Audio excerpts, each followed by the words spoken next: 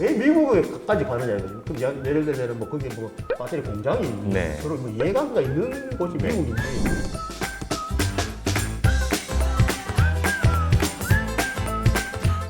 대한민국 그 지식재산계를 술렁이게 한 역대급 사건이 극적으로 마무리된 일이 있었는데요. 바로 LG와 SK 배터리 분쟁이 있었는데 말이죠.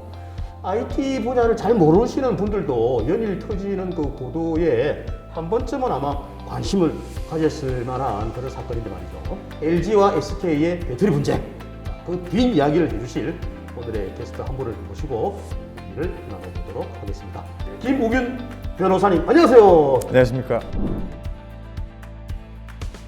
대체 우리 기업 사이에는 예. 무슨 일이 있었는지 궁금합니다. 그것도 네네. 한번 얘기를 해주시죠. 네네.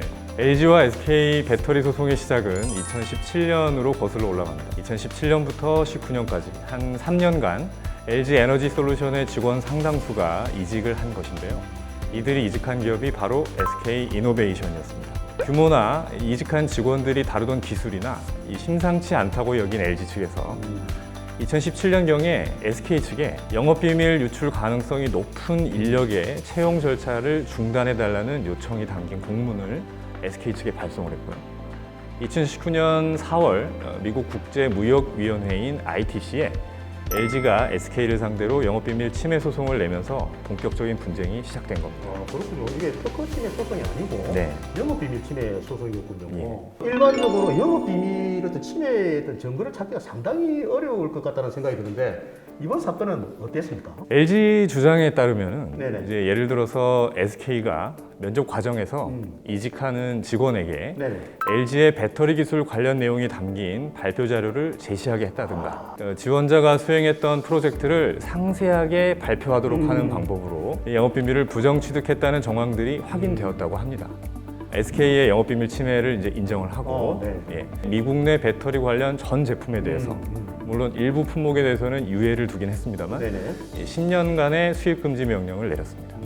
LG한테 영어로 또 이제 소송을 또 걸었다는 네네네. 얘기인데 네네. 그거는 뭐 지금 이 사건하고 또 관계가 없습니까? 있습니까? 관련된 건인데요. SK 측에서 이제 LG의 영업비밀 침해 소송에 대응하기 위해서 LG가 SK의 특허를 침해했다라는 내용으로 특허 침해로 또 그렇군요. 그렇게 특허 침해 소송을 이제 제기를 한 겁니다. 네. 그런데 이제 이에 대해서 LG도 지지 않고 역으로 특허 침해 맞소송을 제기한 바가 있습니다.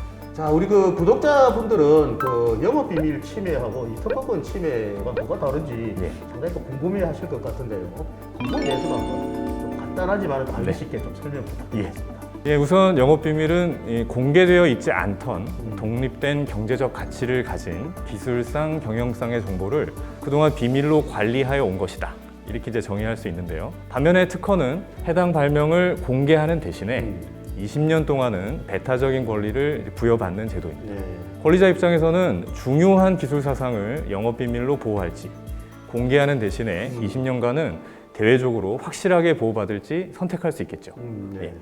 그런데 이제 영업비밀은 비밀성이 핵심이기 때문에 이를 이제 부정한 수단으로 취득하거나 공개하거나 사용하는 행위들이 모두 침해에 해당하는데 특허의 경우에는 기본적으로 공개되어 있는 특허 발명을 권리자의 허락 없이 실시하는 행위가 침해가 됩니다. 네. 이 조합을 정리를 해보자면은 영업비밀 할 때 그 조건이 있습니다. 비공지성, 비밀관리성, 경제적 가치성, 유용성 네. 이런 세 가지가 중요하다고 보면 되고 영업비밀로 갈 거냐 특허로 할 거냐는 그 회사의 어떤 영업적 전략에 그렇습니다. 맡겨야 되는 거고 한 가지 뭐 일련의 예를 들면 우리 영업비밀 같은 경우 우리 코카콜라 같은 거는 네. 이 코카콜라는 특허보다는 영업비밀로 해서 지금까지도 그렇습니다. 코카콜라의 그 제조 비법을 모르는 거예요. 아무튼 그렇게 그 싸우던 두 기업이 갑자기 또 이렇게 합의를 했습니다. 네. 그 합의에 대한 배경도 또 상당히 궁금해져요. 네, 네. 그것도 한 말씀 해주시죠. 이번 분쟁은 SK가 LG에 총액 2조 원의 합의금을 지급하는 것으로 합의가 되었는데요.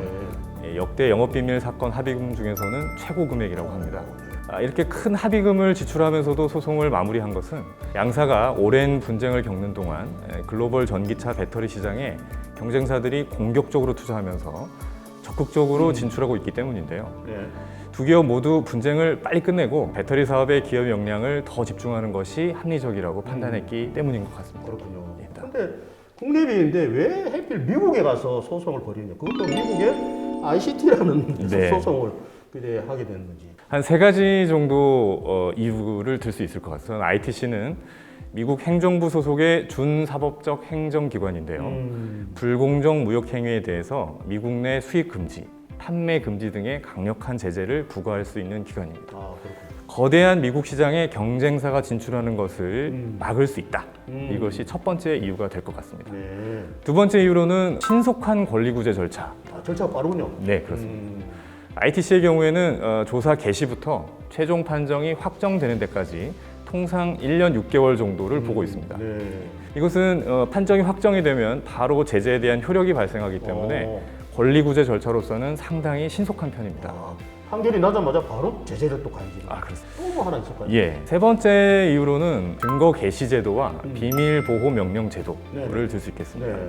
영업비밀 침해 사건을 심리 판단하기 위해서는 관련된 모든 자료가 증거로 제출이 되어야 되는데 대부분 침해 관련 자료들은 피고가 보유하고 있어서 자발적인 제출을 기대하기는 어렵습니다. 네.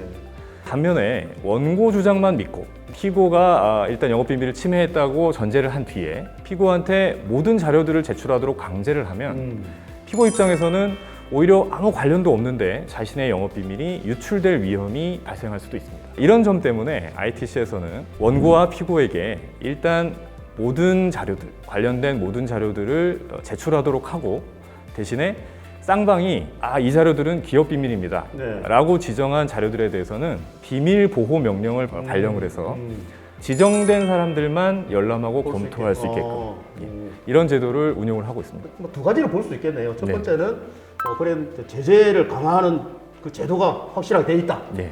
그 다음에는 또 제일 중요한 증거 수집 제도가 확실하게 기반을 다져놨다. 맞습니다. 그 두 개 때문에 미국에서 했는데 저희 특허청에서도 그 두 가지와 관련해서 좀 이제 보완하고 또 이제 새 출발하려고 준비를 하고 있습니다. 네. 그게 하나가 이제 가령 예를 들면 이제 제도의 또 강화를 위해서 제재 강화를 위해서는 징벌적 손해배상 제도 예. 하고 있습니다. 그래서 최근에는 이제 그 산식 방정을 좀 방법을 바꾸어서 예.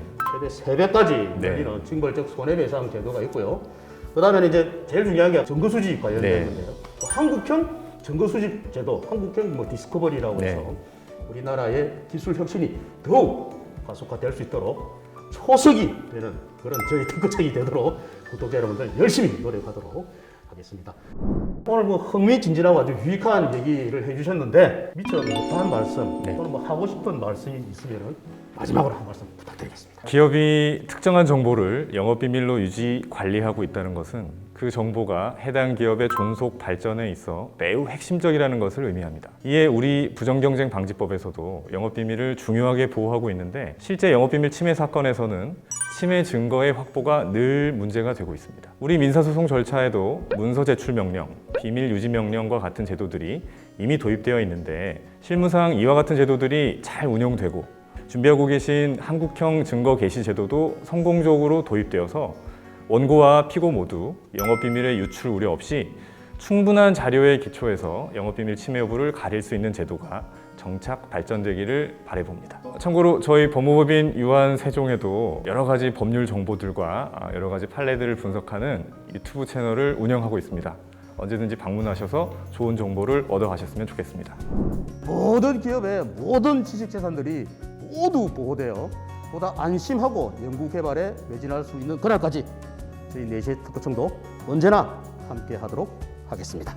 바쁘신데 흔쾌히 또 출연에 응해주신 김우균 변호사님 오늘 나와주셔서 대단히 고맙습니다. 감사합니다. 영광이었습니다.